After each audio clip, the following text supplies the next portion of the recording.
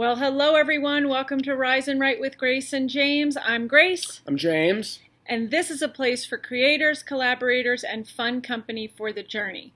Today we are wrapping up our first little season of podcasts. This is episode number 13, and we just wanted to sit down and catch up with everything that we've learned and what we're looking forward to next year. Briefly. Yes. Jim wants it to be brief. So, James, what have you been up to? Well, we had some pretty great news that you probably all know about already because we've been posting about it. But we had a movie of ours greenlit and get made. Like, it's made, it's in the can, and I believe right now I'm sure they're editing it. It's called Diamond in the Rough. It's a kind of a female Caddyshack. It will come out sometime in the spring. We're not exactly sure when, but it really is amazing, and we're super excited, and we're also super grateful because so many things with these projects have to come together. You know, the cast, the crew, renting locations. I mean, it's a Herculean task, and I'm super grateful for the creators. I mean, I'm happy with what we did, but a lot of people that came together to make this happen. You know, the producer, the director, the actors, the actresses, the whole crew who worked incredibly hard on it. We're super grateful, and we're looking forward to seeing it, and we hope you check it out as well. Once it's available, We'll let you know more. And speaking of that, you know, our tagline is creators, collaborators, and fun company. And obviously each individual is their own creator. And man, I am hoping to be able to get each one of them on the vodcast. Yes. But each one is their own individual creator. And then you have this company that puts all these people together to create something even bigger. And the whole time we're watching them have the best time of their lives. So it's just been really exciting and really rewarding to watch it unfold. And we were, even though we didn't get to go to the set. Well, we were going to, and we had done all that they asked us to do, and unfortunately the new variant came in, and then they just made it for cast and crew. And we understand, you know, I mean, we definitely didn't want to be the two that shut our own movie down. So we totally understand that. But it was great to be able to, in this era of social media, to be able to watch it happen on Instagram. It was really wild. Really wild. So we'll be talking more about that in 2022 for sure. In the meantime, I really wanted to take a moment to thank our early adopters. My tagline here is, we know it's hard, let's talk about how. And I did not know how hard it was going to be to get people to commit to doing Zoom interviews. Everyone has a lot to say until you want to put them on a video. And then all of a sudden, you know, they don't have so much to say anymore. Or just scheduling wise, it's impossible. I know our schedule has been very challenging just for us to sit down. We're recording in the evening, which I don't like to do. The light is not great. But This is a time that we have because we're 2-3 days away from the new year. So I want to take time to thank each one by name and just take a moment to let them know what we took away from those interviews. So praise, I said it before, praise for early adopters. When someone asks you to do something and you can say yes and take part, each one was a gift to us because it really helped us get the vodcast up off the ground. And I am just in awe of the commitment that they made to come talk to us. And honestly, I had high expectations. They exceeded them. I mean, they were terrific. Everyone was open and honest and personal sometimes, and really just amazing people that were like, you know, telling stories that were frankly incredibly inspirational. And we got a lot out of it, and hopefully they did, and hopefully if you watched them, then you did too. And if you didn't, I recommend you do, and because I think you'll get a lot out of them. Yeah, so starting first with our friend from back home, Rob Nicholson. Rob was the first, before I even had a podcast, to tell me that he would be on it. And when I asked him to be on it, he showed up on Zoom. Even though I didn't know how to use Zoom, he coached me through it. Yes. Rob has been a huge inspiration to me. He's a can-do guy. If there's a creative challenge, he jumps on it. He just doesn't, he's one of those guys that jumps in with both feet. even though I think one is in a brace right now. But Rob can elaborate. But yeah, so Not laughing at him. So one of the things I remember about Rob was our conversation about applause and whether applause was, I don't want to make judgment, but a good thing or a bad thing. And it's nice. Yeah, Let's it's just nice. Be honest. It's nice to be acknowledged for your creative contributions. It really is. So, if you're touching someone's heart and they're applauding back, I don't know. I think all in all, it's a good thing. Yeah, there's a lot of failure porn where it's like you learn a lot when you're in the gutter, and yeah, you do. Mm-hmm. I mean, that's true, but it's also nice, to see your movie made or to get applause or say something like, I read that, heard that, whatever that you did, and it really meant a lot. I mean, that doesn't, that's nice too. Yeah, it is. So he's first up. Second up was Angie Bauman, who, again, before I even started, said yes. We're in a creative writing group together.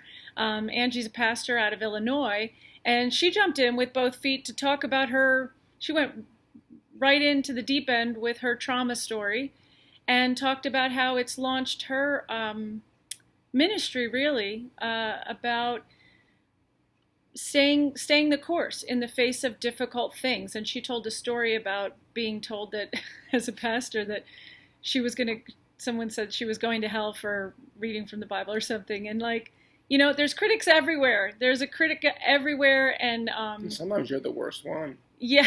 Well, she talked about that too, right? She talked about, she had that phrase, being, I don't know what I'm doing. I don't know what I'm doing, she said. But Angie since has launched, I just put the link up today on my personal feed. I'll probably link it over here.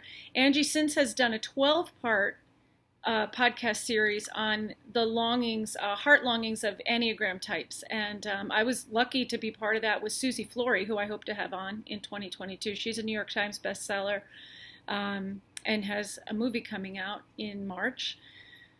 We are hoping to have her on. But Angie was, again, a very early adopter, and I'm really grateful for her willingness to jump in. She's a total pro.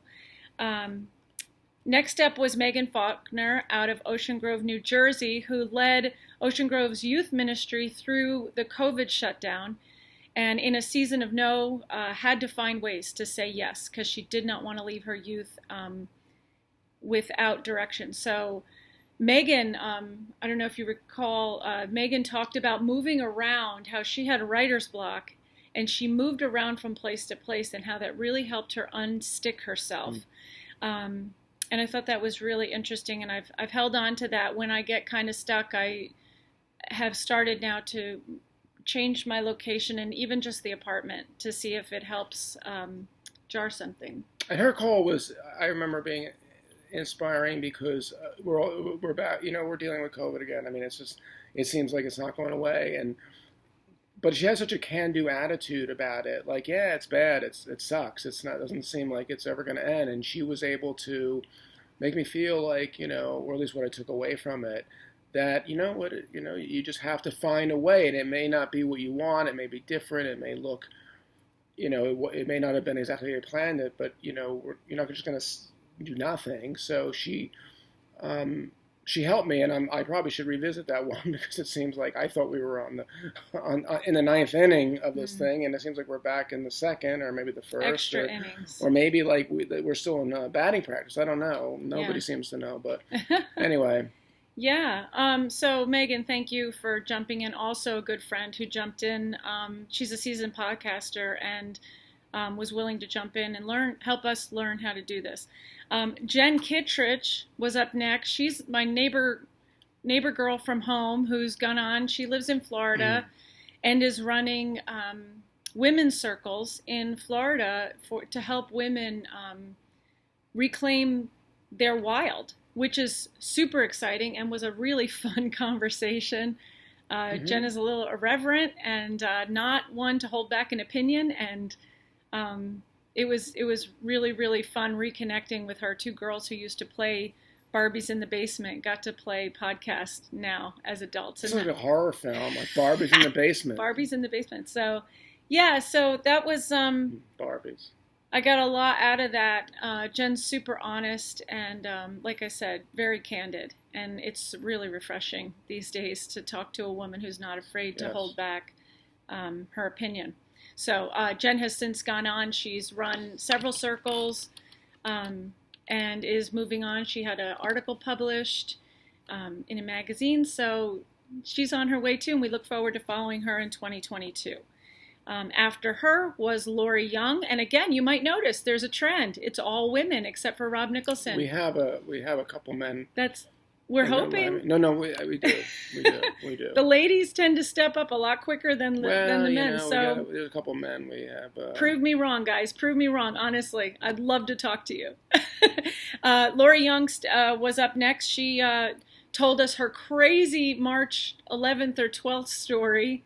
Of 2020, when she finally got the dream. She got the speaking gig, and she was speaking, and it was happening. We're speaking, we're doing, it's happening. The dream has happened, it's done. It's like, what could possibly go wrong with speaking in March of 2020? In front of thousands, hundreds of thousands, millions, who knows, of people. What could possibly go wrong?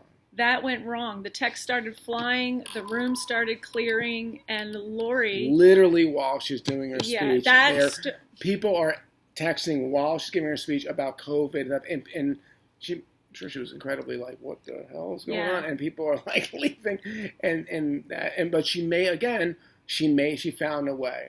Yeah. And she's found a way, and it was devastating at first, but she still found a way, and that's what impressed me. What stuck with me about Lori's interview was how candid she was about the period after. Yes. When COVID struck and she was in isolation, and Lori is an Enneagram coach.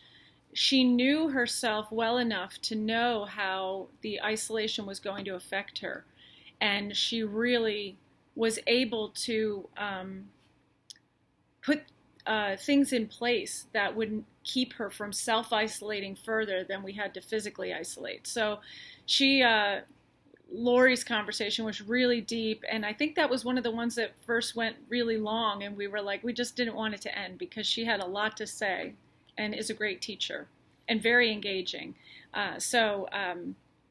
Thank you, Lori. Lori's a professional, uber professional, and I was really honored to have her on.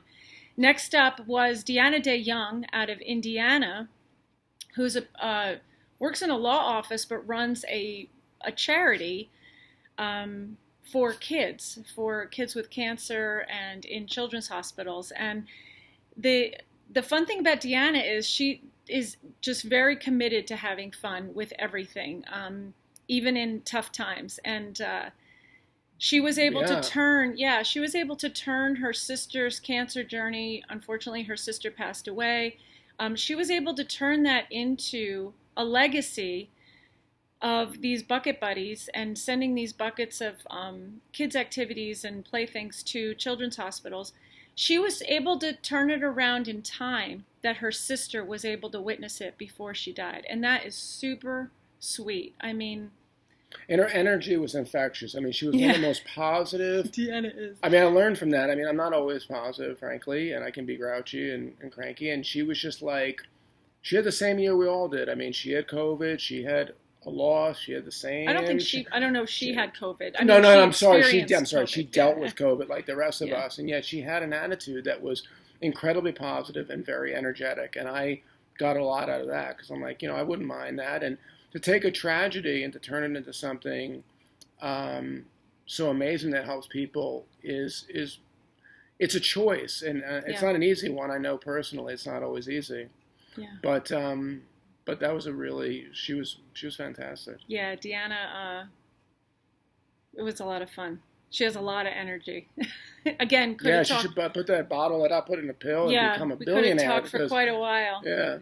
After that was Cassie Rywich, my neighbor to the east here in Los Angeles. She talked to us about her messy middle. Cassie's a financial coach who has personal experience with some messy financial situations, and she has learned to dig herself out and apply it. And she's coaching other women.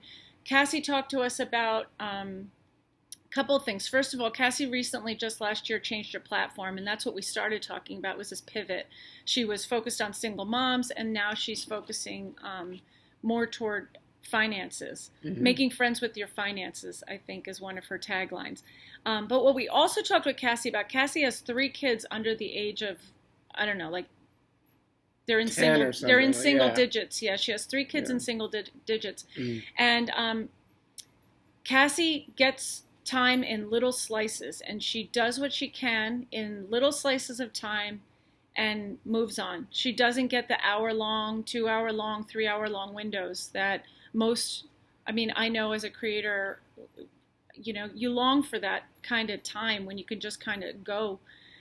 She doesn't get that kind of time. So I was very interested to hear about how Cassie grabs those little slices and gets the most out of the time she has with her kids. She recognizes the urgency with those children, but also recognizes she can't put her dreams on the shelf in order to be 100% available for her kids. She has to find ways to do both at the same time, and she's always in that tension. And Cassie, again, super honest, super transparent. It was great fun talking to her. And I think we got a lot out of even her financial. She dropped some financial nuggets on us about, saying no to things so you can say yes to your future. That one of the best purchases you make is an investment in yourself. You know, you can do 2 things with money. You can spend it or invest it. And when you're exchanging money for something, are you simply spending it or are you actually investing it? Even if it's in an item, is it giving back to you? So she had some very interesting ways to look at managing money. Next up was Kendra Burrows, who talked with us she was a fill-in at the last minute, and I really appreciated that because she's a very busy woman. She's a professor of psychology, and she talked with us about mindset. Had a very deep, dense conversation about the science behind our mindset, where it comes from, how you can deal with it, how you can stop the spiral. There was a lot there too. Yeah, we could have gone on, and I was like, listen, this isn't personal, but let's just say that you wake up every day with incredible anxiety, and you're just angry, and it's like, I'm just spitballing here. I mean, it was hard not to get a little, because it was great, and I'm trying to think about ways of things that she said that can apply to my life. Yeah, Jim enjoyed a personal coaching session, but it was still good. It was a great conversation and very enlightening. We got a lot out of it. There was a lot to digest in that conversation. And then after her was Jen Bryant out of Hawaii, who talked with us about, she was launching a book, an Advent devotional. This was at probably mid-November. Yeah, it was close. She had just finished an Advent devotional that she had put together in a month and had launched it. So I originally wanted to talk to her about that. But we, as most of our conversations do, I go in with one idea and then they take off somewhere else. We evolved into the idea. Her theme is about enoughness, and how women and moms and single moms can find, I don't know if it's just single moms. Anyway, it's the idea of feeling like you're enough, which is a pretty big topic. But we evolved from there into education and Jen's feelings about education. And I'll never forget her saying that the goal for her as an educator is to teach children how to love better. Like, it's not about right and wrong. It's not about ideals and moral, and it's just simply how to love another human being better. And I thought that was really, really brilliant and profound. And it must have been a tough act to follow, because that is where we stopped. I think Thanksgiving happened after that. We had some work stuff going on, the shoot, Thanksgiving, December started, and here we are. Yeah. It's probably like 45 days later. Here we are, just doing a wrap up now. So, but you know what? This is real. Yeah, this is how it is. It is, and there's some things we're gonna do differently. We're gonna obviously set up a more permanent studio and make some It doesn't have physical stockings. training. Well, the stockings, Bobbin's got a gift. Bobbins is he the got middle his stock. teeth cleaned. Talk about going to Hawaii. That's like a yeah. damn nice trip to Hawaii to have his teeth pulled. I was going to do it. She said it would hurt. But, I mean, one of the big things that I've learned from all these people, mostly women, one guy, was everyone has a different way of doing things, but these people all do things. So some of them get up early. There's a nugget. Boom, right there. Yeah, Oprah. Yeah, Oprah. 40 years on the air. I never heard that from... Anyway, I love Oprah. But no, I mean, I think that, some people get up early. Some people have kids. Some people don't have kids. Some people have kids that have left the house. They're out of the house. Everyone has a different... They have a full-time job. The point is that it doesn't matter when you do it, whatever it is for you, writing, poetry, write a book, as long as you do it consistently. Doing it consistently is the most important thing, I think. And that's what I hear over and over I listen to other podcasts with Brian Koppelman talking to the top screenwriter,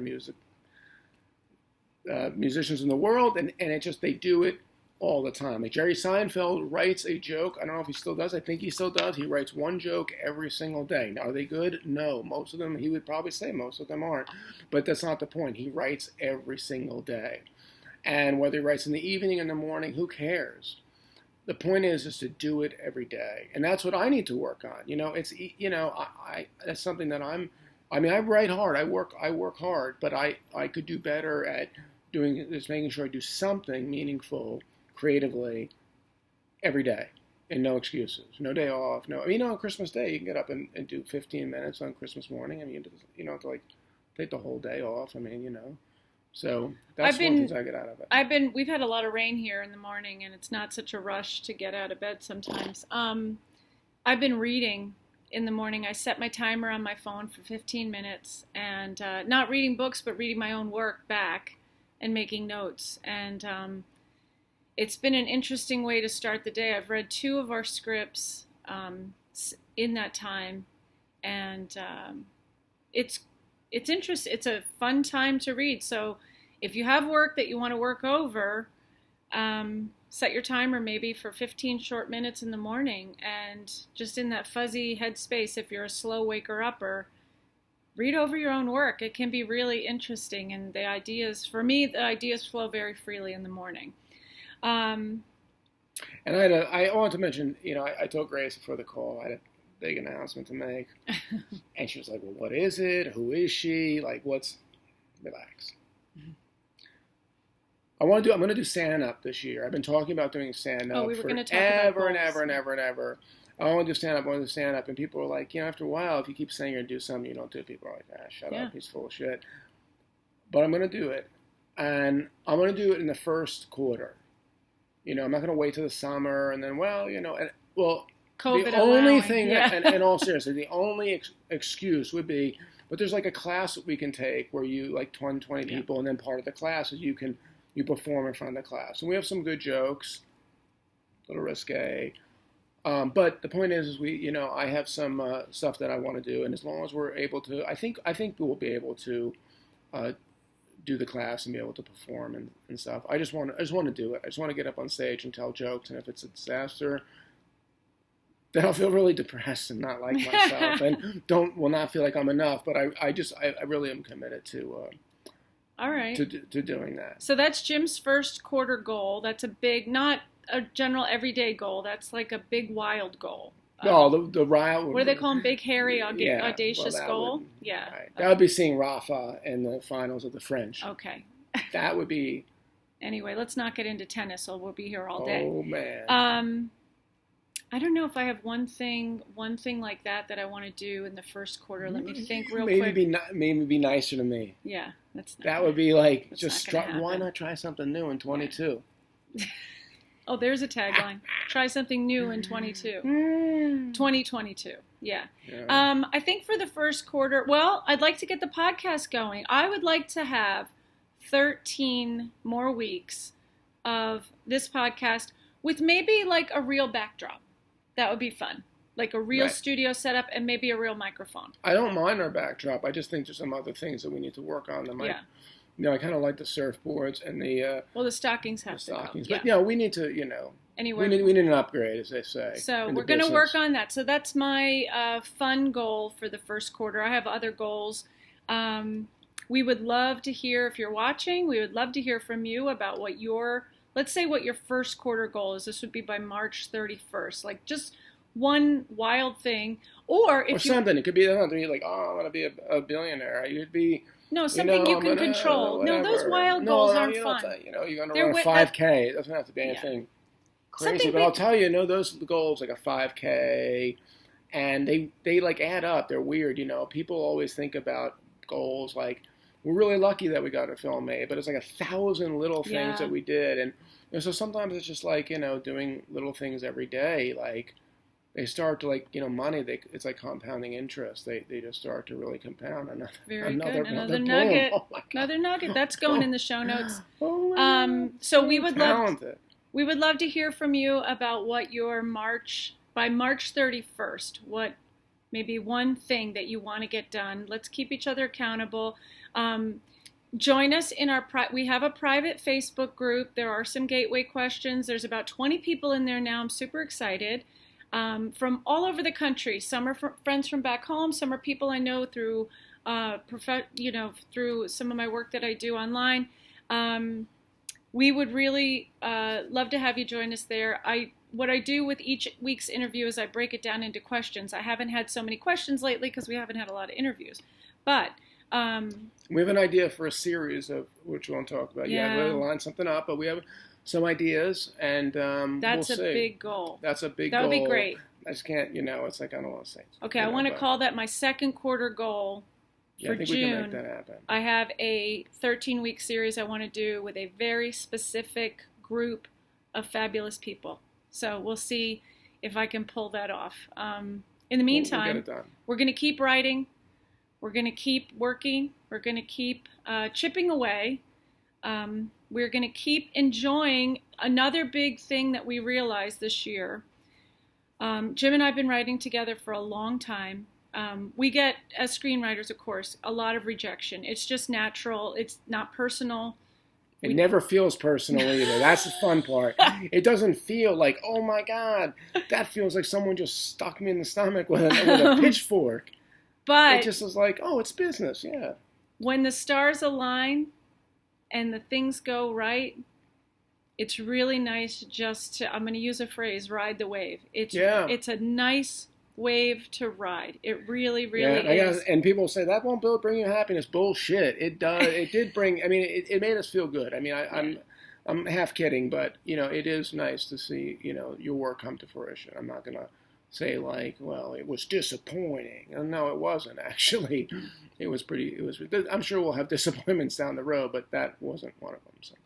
So we will be back in January with hope. I already have 2 or 3 people lined up, but hopefully a full series. We'll be back in January with weekly vodcast episodes. I'll, as I've been signing my holiday cards, as I've been sending them out late, may all of your diamond dreams come true in 2022. We wish everybody well. Set those goals.